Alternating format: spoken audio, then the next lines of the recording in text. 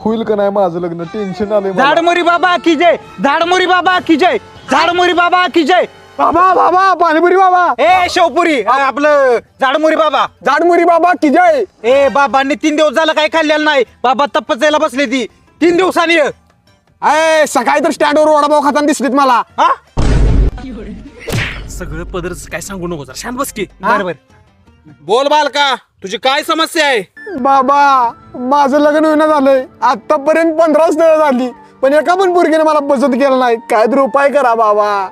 हात बघू तुझा. उपाय हाय बालका. आपल्या गावापासून 35 किलोमीटर लांब सुकडी नावाचं एक जंगल आहे. त्या जंगलात 35 आंब्याची झाड आहेत. त्या झाडांची लाकडं तू तुझ्या हातानं तोडून आपल्या गावातल्या नदीच्या कडेला आणून टाक. त्यानं काय होणार बाबा? त्यानं काय होणार?